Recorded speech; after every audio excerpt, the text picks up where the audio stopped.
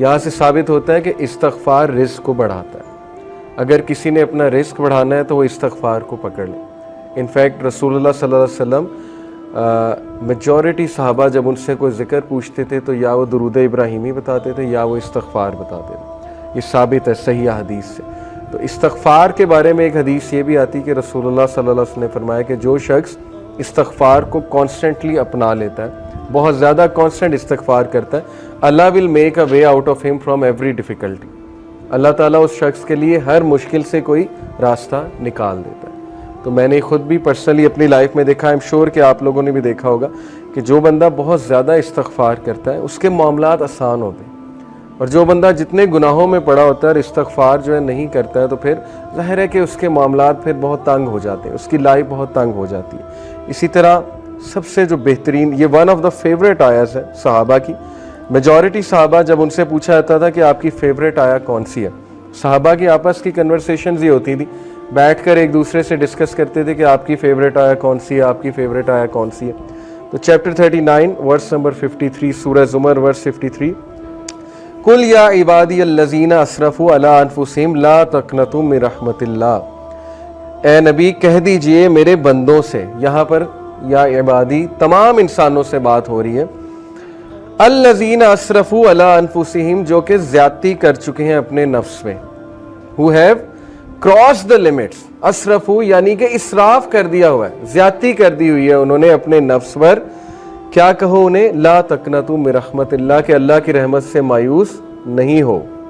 इन्नल्लाह यग़फ़िरु ज़ुनूबा जमीआ, बेशक अल्लाह ताला तमाम गुनाह माफ़ कर देता है, तमाम गुनाह माफ़ कर देता है। एक हदीस कुदसी में आता है कि अल्लाह सुब्हानहू व तआला कहते हैं कि ए इब्ने आदम, अगर तू मेरे पास गुनाह लेकर आए और तेरे गुनाह जो है वो ज़मीन से आसमान तक जो है वो डिस्टेंस को फिल कर रहे हैं, लेकिन तू मुझसे सिंसियर रिपेंटेंस करता है तो मैं तुझे माफ़ करूँगा।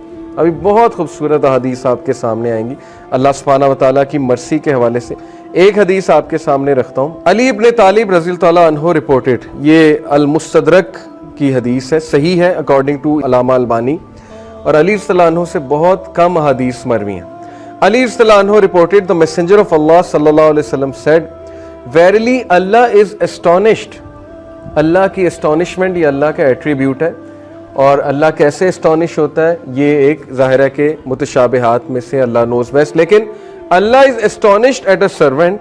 अल्लाह एक इंसान पर एस्टोनिश होता है when he says there is no God but you, ला इलाहा इल्ला अंता, but I have wrong myself so forgive me, for none forgive sins but you. ये एक दुआ है पूरी, ये दुआ मैं आपको पढ़ के सुनाता हूँ। ला इलाहा इल्ला अंता इन्नी कद ज़लमतु नफ्सी फ़ग़फ़िरली ज़ुनूबी इन्नहु ला यग़फ़िरु ज़ुनूबा इल्ला अंता। ये पूरी अरबी में जो है वो दुआ है। दुआ का ट्रांसलेशन क्या है, there is no God but you, I have wrong myself so forgive me, for none forgive sins but you. Allah astonish करता है ऐसे बंदे पे, और अल्लाह कहता है my servant acknowledges that he has a lord who forgives and punishes. Allah angels को कहता है, अल्लाह ताला बोलता है कि क्या मेरा बंदा ये एक्नॉलेज कर रहा है कि उसका एक रब है और वो रब जो है गुनाहों को माफ़ करता है, यानी अल्लाह को इतनी खुशी होती है। इसी से रिलेटेड एक और हदीस है कि जब एक गुनाहगारी, सही बुखारी की हदीस है, जब एक गुनाहगार शख्स अल्लाह से गुनाहों की माफ़ी मांगता है तो अल्लाह को इस तरह की खुशी होती है जैसे एक इंसान जिसका कैमल डेजर्ट में लॉस्ट हो गया था और वो अपने कैमल को ढूंढ रहा था, और उस कैमल पे सारा सामान था, उस कैमल पे पानी भी था, उसका बाकी भी दीगर सामान था, और अचानक उसे दूर से वो कैमल चला नज़र आता है तो वो खुशी में आपे से बाहर होकर जो है वो ये कहता है कि अल्लाह मैं तेरा रब हूँ और तू मेरा बंदा है। ये हदीस के अल्फाज है, यानी खुशी में इस तरह के अल्फाज कह देता है। तो अल्लाह ताला को इस लेवल की जो है वो खुशी होती है जब गुनाहगार बंदा अल्लाह से बात करता है, जब गुनाहगार बंदा अल्लाह सुब्हानहू व तआला को पुकारता है। हमें ऑन दी अदर हैंड शैतान ने जो वस्फ़ा डाला है कि तेरे तो इतने गुनाह है, तू तो इतना गुनाहगार है, तू तो इस काबिल ही नहीं कि अल्लाह तक तेरी बात पहुँचे या अल्लाह तुझे रिप्लाई करे या अल्लाह तेरी आवाज़ सुने। हदीस तो कम्प्लीटली इसके बरक्स कह रही है। हदीस तो कह रही है कि गुनाहगार बंदा जब तौबा करता है उस पर ज़्यादा खुशी होती है अल्लाह ताला में। And it perfectly make sense. मैं एक टीचर हूँ, आप में भी शायद कोई टीचर हो। जब अच्छे स्टूडेंट जो है वो ए लेते रहे, ए स्टार लेते रहे, मुझे कोई इतनी खुशी नहीं होती, मैं कोई सरप्राइज नहीं होता हूँ। लेकिन जब बैक बेंचर और एक ऐसा स्टूडेंट जिसका रिकॉर्ड ही कोई नहीं है, वो अगर अच्छे नंबर ले ले तो मैं एस्टॉनिश भी होता हूँ, और जाहिर है कि मुझे दुगनी खुशी होती है, शायद इससे भी ज़्यादा खुशी होती है। तो इट परफेक्टली मेक सेंस।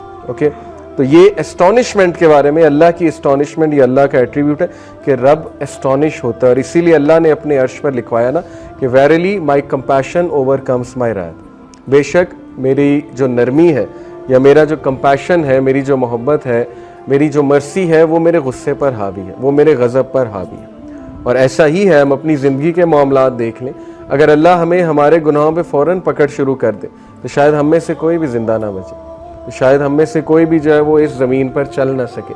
लेकिन कितने चांसेस देता है, कितने चांसेस देता है अल्लाह। आप यहाँ से अंदाज़ा लगा लें कि खालिद बिन वलीद को चांस दिया अल्लाह ने। एक टाइम पे वो दुश्मन है रसूलुल्लाह सल्लल्लाहु अलैहि वसल्लम, अगले ही टाइम पे वो एक ऐसे कमांडर बने कि उनके सैफ अल्लाह का लक़ब उनको दिया गया। हालांकि ज़ाहिर है एट वन मोमेंट गुनाह कर रहे हैं, नबी के खिलाफ तलवार निकाल रहे हैं, इससे बड़ा गुनाह और क्या है। बहुत बड़े बड़े गुनाह लोगों से हो जाते हैं, लेकिन अल्लाह का दरवाज़ा हमेशा खुला है। अल्लाह का दरवाज़ा कभी बंद नहीं होता, इंसान खुद दरवाज़ा बंद करता है, अल्लाह कभी दरवाज़ा बंद नहीं करता। ओके, सो इसके बाद मैं तौबा की कंडीशंस के बारे में आप सबसे बात करना चाहूँगा। बहुत ज़रूरी है कि चूँकि तौबा एक बेहतरीन अमल है, बहुत बड़ा अमल है, ये हमारे बाप का अमल है, हज़रत आदम अलैहिस्सलाम का अमल है। तो इट इज़ इम्पॉर्टेंट कि हम जानें कि सिंसियर रिपेंटेंस होती क्या है। उससे पहले एक और हदीस मैं आपको सुना दूँ, सिंसियर रिपेंटेंस की इंशाल्लाह बात कर रहे हैं। सिन ड्यू टू डिज़ायर, डिज़ायर की वजह से सिन और एरोगेंस की वजह से सिन, ये दो मुख्तलिफ चीज़ें, ये समझ लें। अबू नोएम रिपोर्टेड, ये हिलियतुल औलिया एक किताब है बहुत ज़बरदस्त, उसमें सलफ़ के वाक़यात मौजूद हैं। Abu Nuaym reported Sufyan ibn Uyaynah रहिमहुल्लाह said, whoever commits a sin due to desire, जो भी गुनाह करता है ख्वाहिश की वजह से, verily whoever commits a sin due to desire, we should hope for his repentance, हमें उम्मीद होनी चाहिए कि उसका गुनाह माफ़ हो जाएगा। क्यों? verily आदम अलैहिस्सलाम disobeyed due to desire and he was forgiven, क्योंकि हमारे बाप आदम अलैहिस्सलाम ने डिज़ायर की वजह से, डिज़ायर थी ना कि अल्लाह ने मना किया ट्री से नहीं खाना, सेल्फ कंट्रोल ज़ाहिर लूज़ हो गया फॉर वट एवर रीज़न, और डिज़ायर की वजह से जो है या क्यूरियोसिटी की वजह से है, गुनाह कर बैठे। तो उन्होंने कहा कि इन्होंने सुफियान इब्ने उयैना ने कि अगर कोई शख्स डिज़ायर की वजह से गुनाह करता है तो उसकी माफ़ी है। But if a sin is committed due to pride and arrogance, then fear that the perpetrator may be curse, लेकिन अगर कोई शख्स मुतकब्बिर होकर, और जैसे फिरऔन था, अना रब्बुकुमुल आला, तकब्बुर, एक तो गुनाह कर रहा है, बच्चों को मार रहा है, आगे से ऐलान कर रहा है कि मैं रब हूं, मैं जिंदगी देता हूं, मैं मौत देता हूं, तो ये वाला जो सिन है इसके बारे में है कि that person will be cursed. Verily Iblis disobeyed due to pride and he was cursed. उन्होंने कहा कितना खूबसूरत कंपैरिजन है कि आदम अलैहिस्सलाम ने भी गुनाह किया, लेकिन वो गुनाह डिजायर की वजह से था, फिसल गए, लेकिन इब्लीस का जो गुनाह था वो तकब्बुर की वजह से था, वो प्राइड की वजह से था, तो वो कर्स्ड हो गया, इसीलिए हम उसे रजीम कहते हैं। तो अगर आप किसी को गुनाह में मुब्तला देखें तो उसको पहली तो बात जज ना करें, क्योंकि वो शख्स स्ट्रगल कर रहा है, वो कौन सा प्राइड में कर रहा है। बहुत से ऐसे गुनाह है, मुसलमान तो प्राइड में नहीं कर सकता, मैंने तो आज तक ऐसा मुसलमान नहीं देखा जो गुनाह करके जो है तकब्बुर करे कि मैं तो बिल्कुल ठीक हूँ।